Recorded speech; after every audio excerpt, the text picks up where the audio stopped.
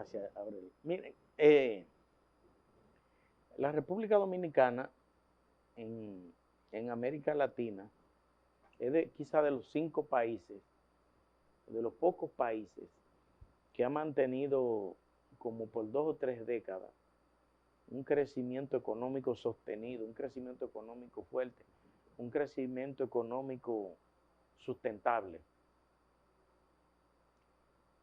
Y a pesar de eso, es muy común escuchar las quejas de la gente en las calles. Decir, no hay cuarto, no tengo un chele, pero ¿dónde que están los cuartos? No hay cuarto, no hay cuarto, estoy vacío. Todas esas cosas es muy común escuchar a la gente. Pero la economía de República Dominicana, y recuerdo perfectamente cuando el doctor Balaguer, en el acto de cierre de campaña del llamado Frente Patriótico que se dio en el 96, el doctor Balaguer decía, la nave está lista para despegar, está en el aeropuerto lista para despegar, solo falta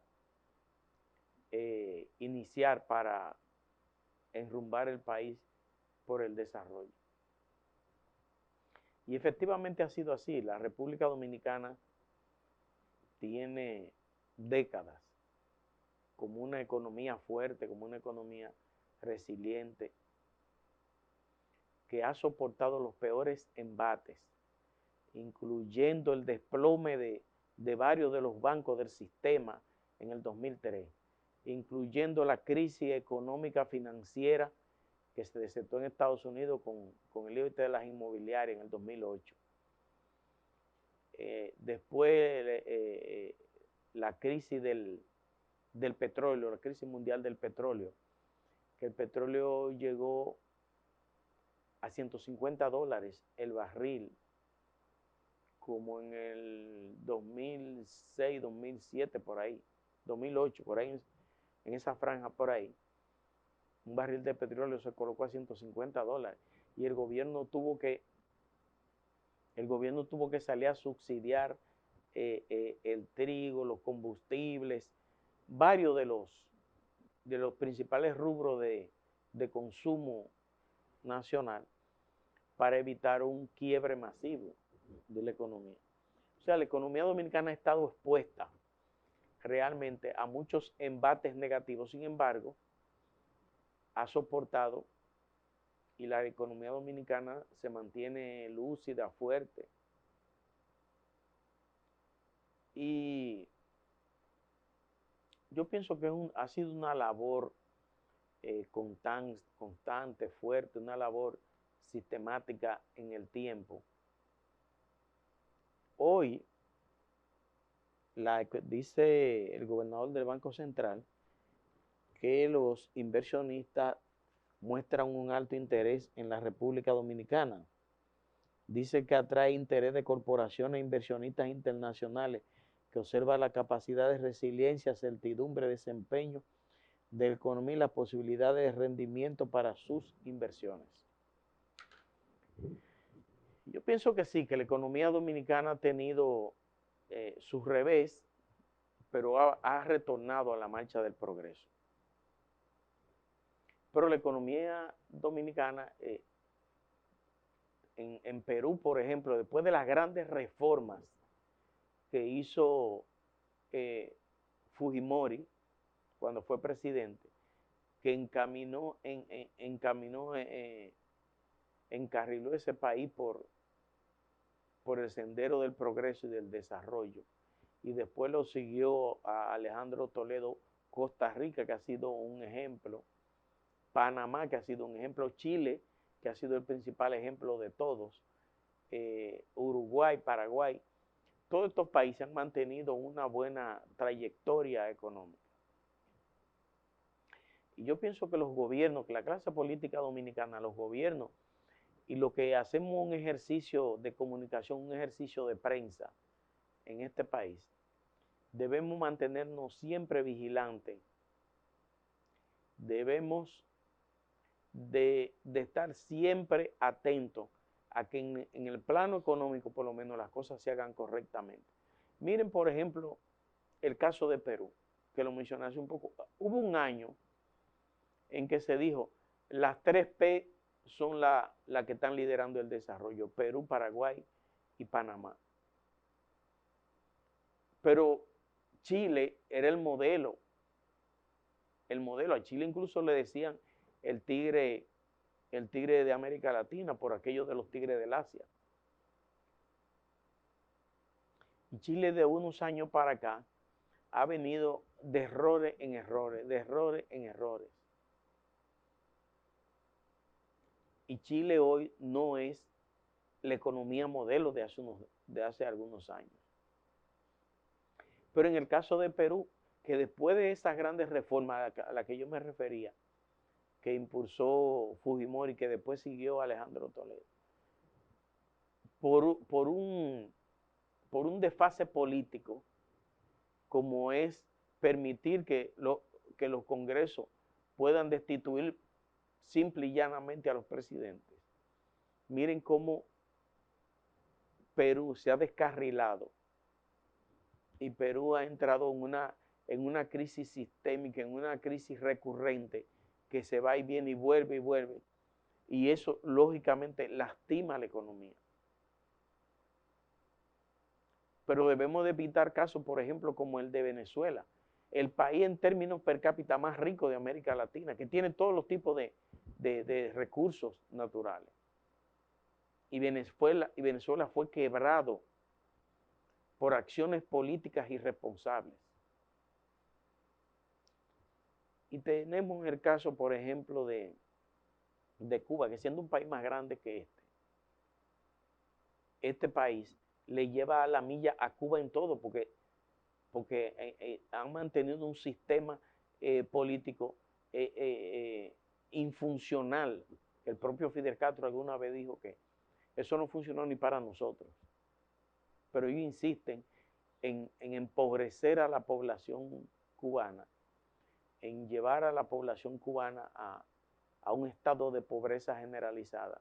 Y no les importa lo que pase, porque al fin y al cabo lo único que les importa a ellos es mantenerse controlando.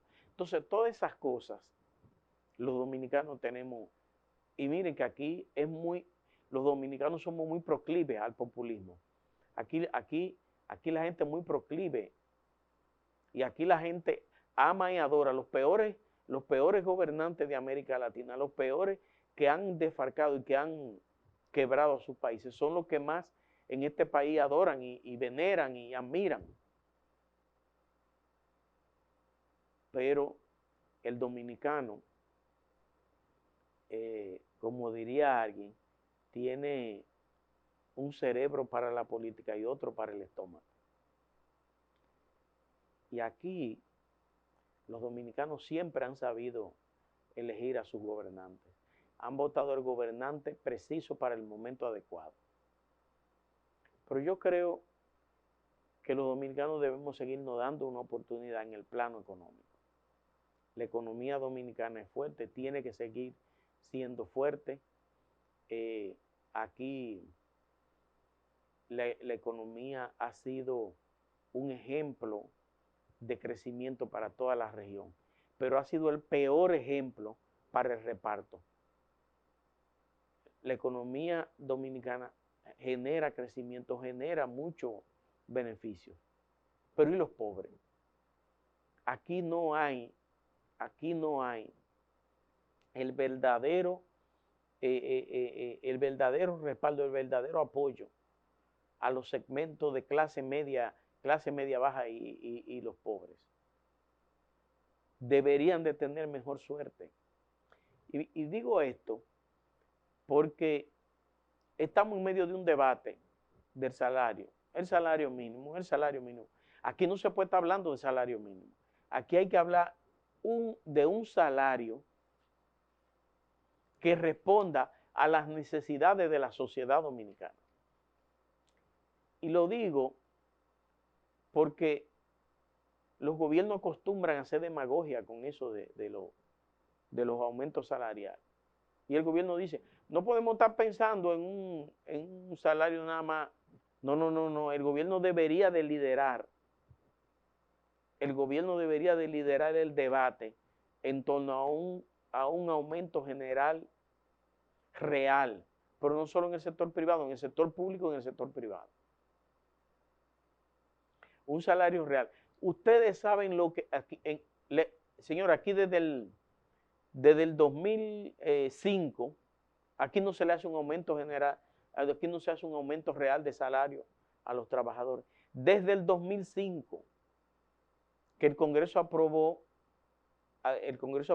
un aumento de 30%, 15 a partir del día 1 de enero del 2005 y un 15 a partir del 1 de julio del 2005. Y después, como en el 2007-2008, se aplicó otro aumento de un 10%. O sea, se aumentó un 40%, pero en 3 partes. Y desde entonces, señores, desde entonces los trabajadores de este país no han tenido aumentos reales en su salario. Y entonces, ¿qué es lo que estamos haciendo? Repartiendo pobreza, repartiendo las grandes corporaciones, las grandes empresas de este país se han valido de su influencia para no disponer un aumento real del salario de los trabajadores. Y entonces, ustedes saben la realidad económica de este país desde el 2019 para acá. Esto ha sido catastrófico en términos económicos para la gente. O sea, el nivel de inflación solo el año pasado cerró casi en 9%. Solo el año pasado. Entonces, debemos de proteger no solo a las grandes corporaciones, debemos proteger no solo a los grandes centros financieros, debemos proteger no solo a los grandes centros comerciales, hay que proteger también a la gente. Hay que proteger también a la gente. Porque al fin y al cabo, con ese aumento salarial, los únicos que se benefician son los propios empresarios, las grandes corporaciones. Porque cuando yo cojo y compro un polvo, ahí o lo importó o lo fabricó uno de esas. Si me como una carne de cerdo, ahí se benefician las grandes corporaciones. Si compro papel, si compro una taza, cualquier cosa que usted compre, esos cuartos retornan a los mismos que dieron ese aumento salarial. Y cuando ellos no le devuelven poder adquisitivo a la gente, cuando la gente no tiene con qué consumir, entonces estamos llevando al país a la pobreza, estamos desatendiendo, entonces no estamos cuidando lo que con tanto sacrificio se ha construido durante décadas. Entonces yo pienso que no se puede estar jugando a la demagogia con eso de un aumento salarial real.